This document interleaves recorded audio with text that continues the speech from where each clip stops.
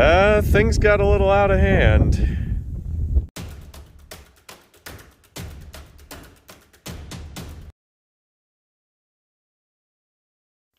Hey everybody, welcome back to Mr. Goodpliers. Last few videos, if you've been following along, have been 3 different locations.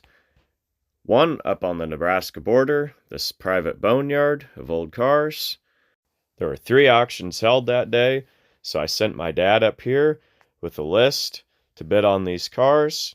I knew that the excavator was there and they'd been hauling for iron, so I knew pretty much the minimum bid that it would take based on the tonnage of these cars to keep them out of the iron yard, and I just submitted a list to my dad across the board with a price for each car based on condition and completeness. On any of the ones that were complete enough to be parted out, I just kind of told him, use your judgment, be the next bid above scrap, and we'll figure it out from there.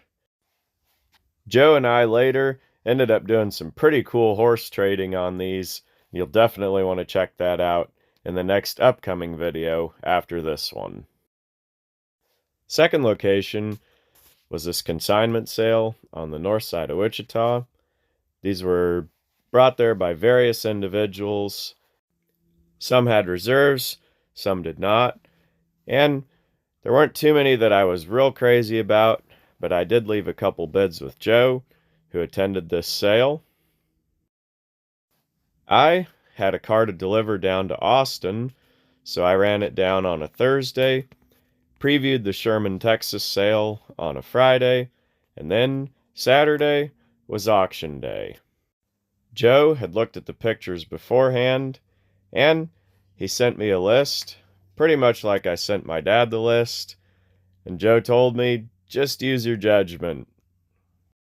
These vehicles had been listed online, and being in Texas in general, and that close to the Dallas-Fort Worth area, I expected, since there seems to be a lot of people in Texas with money to burn, that everything here I had my eye on would blow past my low bids, and I'd maybe end up settling for one car to bring home.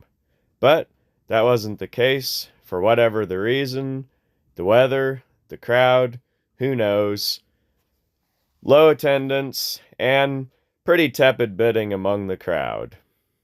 With prices that low, I adjusted my strategy, and it made me a little more willing to make the 700-mile round trip and put a little, I guess you'd call it, time equity, travel equity into some of these cars.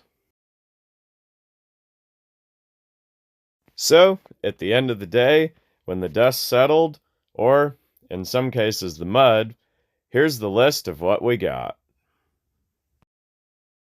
Number 1, 1952 Chevrolet Deluxe 2-door sedan. Number 2, 1951 Nash Statesman Super 4-door. Number 3, 1941 Chevrolet Master 2-door sedan.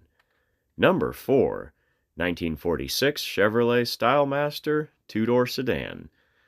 Number 5, 1946 Dodge 2-door sedan.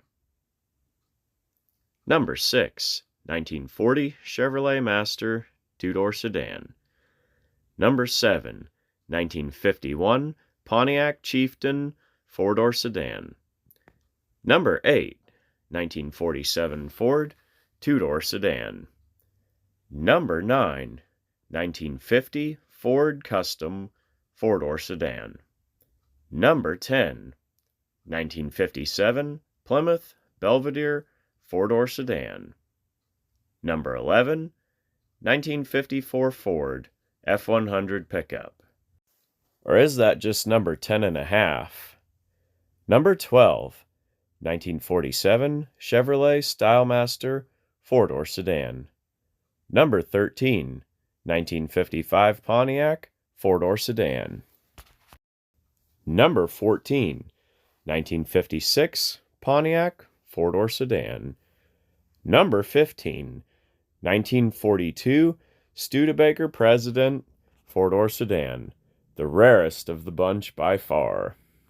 Number 16, 1950 Chevrolet truck.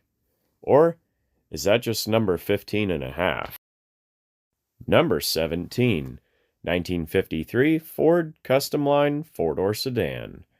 Number 18, 1960 Rambler cross-country station wagon.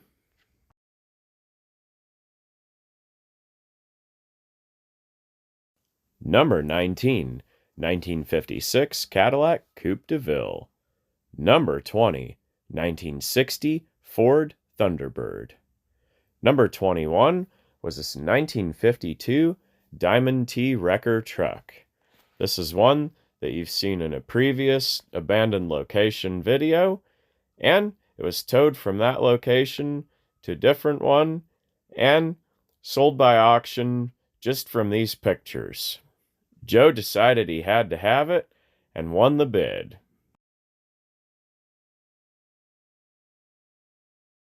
Number 22, 1965 Ford Custom four-door sedan. Number 23, 1968 Chevrolet C10 long bed pickup. Number 24, 1971 Chevrolet Impala Sport Coupe with a 1972 Caprice front clip. Number 25, 1951 Ford Custom two-door sedan. Number 26, 1956 Mercury two-door hardtop. Number 27, 1956 Dodge Royal four-door sedan. Number 28, 1959 Chevrolet Bel Air four-door sedan. And for any of you who've been around the channel very long, you can probably guess which ones were for Joe and which ones were for me. The bill out at the sale up on the Nebraska border was a staggering $11,400, which, if you remove the outlier of the 1952 Chevrolet Deluxe, which was an excellent survivor, the average comes down to just about $350 a car for the parts cars. Not a bad buy-in when you consider the price of scrap at the time of this video is very high right now. I was able to sell the 1952 Chevy off my trailer with one phone call, and that helped clear a significant portion of what we spent that day. The bill out at the Wichita auction was right around $6,000. The bill out at the Texas auction was just a hair under $4,000, for a grand total of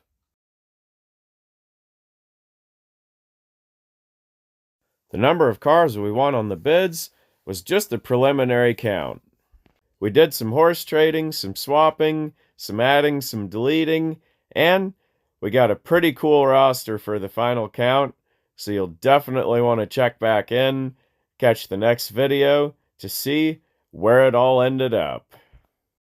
These cars are available for parts and projects, so if you see anything that you just can't live without, or just some pieces to complete something you're working on, I'll leave my email and Joe's email down in the video description box, so check out those and reach out to get in touch with us.